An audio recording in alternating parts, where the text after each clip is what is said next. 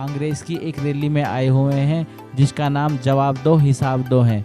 आइए कांग्रेस कार्यकर्ताओं से आपकी बात कराते हैं। भाई क्या नाम है सर आपका? मेरा नाम डॉक्टर अकरम है और मैं ये जो रैली रखी गई है प्रतिज्ञा रैली जवाब दो हिसाब दो, ये हमने जवाब मांगा है नरेंद्र मोदी सरकार से और दिल्ली के अरविंद केजरीवाल जी से। हम पूछना चाहते हैं, ये खाली जो जुमलों की राजनीति करते हैं, ये कहते हैं कि हमने 2 करोड़ रोजगार हर साल वादा किया था, अभी तक केंद्र सरकार ने कहीं पर भी कोई नौकरियां नहीं निकाली, सब कुछ इन्होंने प्राइवेटाइजेशन में ले गए। हमारे देश का युवा पढ़ लिख कर बेरोजगार है, हम उस चीज का जवाब मांगना चाहते हैं। हमारे देश के युवाओं को नौकरी कब मिलेंगी? कब इस देश का भ्रष्टाचार खत्म होगा? कब इस देश में गरीब को रोजगार मिलेगा? प्रधानमंत्री जी कहते हैं हमने बहुत करोड़ नौकरियां दे दी, कहीं पर भी नहीं है। आप खुद अंदाजा लगा लीजिए, लाल किला बेच दिया, रेल बेच दी, MTNL बेच दी, BSNL बेच दी, HM बेच दी और जितने भी एयरपोर्ट थे एयरपोर्ट बेच दिए। तो इन्होंने सारी चीज़ों को लेकर तो इन्होंने बेचने का काम किया है। अब आप खुद समझिए, जब सारी चीज़ें प्राइवेटाइजेशन में चली जाएंगी तो हमें नौकरी कहाँ से मिलेगी? हम खुद पढ़े लिखा एक ग्रेजुएट इंसान हूँ मैं। 2014 से हमने खूब इंटरव्यू दिए, सब कुछ दिए, फॉर्म भरे, आज तक कहीं कोई रोजगार नहीं है। अगर मेरी डिग्री देखना चाहते हैं तो मैं आपको अपनी डिग्री दिखाना चाहता हूं और मैं देश के प्रधानमंत्री जी से पूछना चाहता हूं कि आपने कौन सी यूनिवर्सिटी से डिग्री करी है, आप क्यों शो नहीं करते टीवी चैनल पर आकर? ये देश को इस टाइम पढ़े लिखे प्रधानमंत्री की जरूरत है।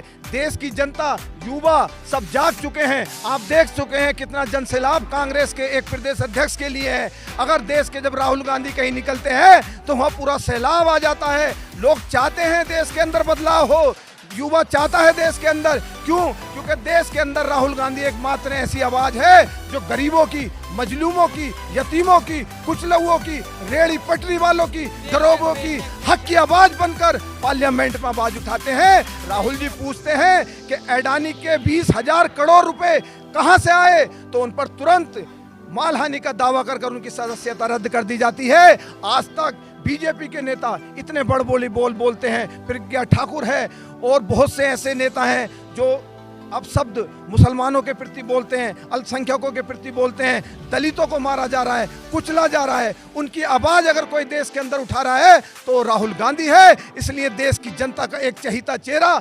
2024 में अगर कोई है तो है राहुल गांधी। और राहुल गांधी को कोई प्रधानमंत्री, जैसे बीजेपी विकास की बात करती है, बीजेपी विकास का दावा ठोकती है, कांग्रेस विकास पर उंगलियां उठाती हैं। ये जवाब दो सवाल दो की रैली है, मुस्तफाबाद संजय चौक पर रैली है।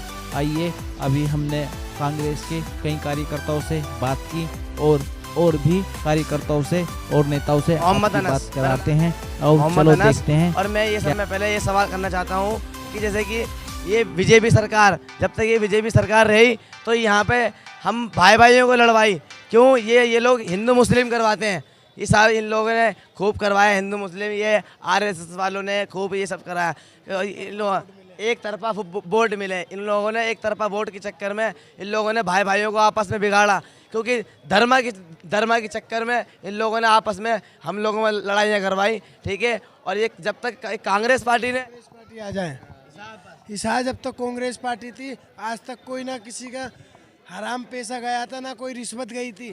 आज जब से मोदी आया, रिश्वत के अलावा और कोई काम नहीं है, इंसाफ के अलावा कोई चीज ही नहीं है। आज के सरकार चाहिए तो हमें सिर्फ कांग्रेस सरकार चाहिए, क्योंकि मुस्ताबाद में या हमारे कोई से भी इसमें हमारे हसन अहमद साहब सर पहले थे, उन्होंने हमारे ईदगाहें बनवाई, कब्रिस्तान बनवाए। ऐसे कौन से हैं जो यहाँ पे हमारे, देखो हमारी बीजेपी सरकार ने, देखो यहाँ पे कांग्रेस पार्टी ने हमारी यहाँ पे ईदगाह बनवाई, यहाँ 25 फुटे बनवाए, यहाँ सड़कें पक्की गलियाँ बनवाई, यहाँ सारे काम करे, सब कांग्रेस पार्टी ने करे। सब राहुल गांधी को वोट देनी है, राहुल गांधी को देखना है प्रधानमंत्री।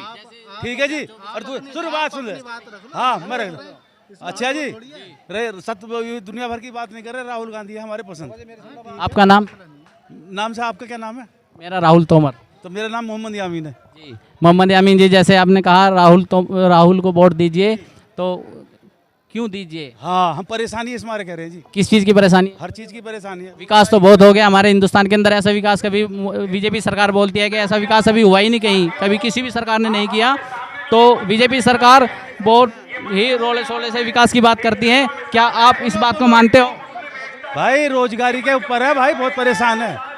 हाँ, हर बच्चा परेशान है, नौकरी के लिए भी एक एक घर में 5-5 3-3 बालक है, वो परेशान है।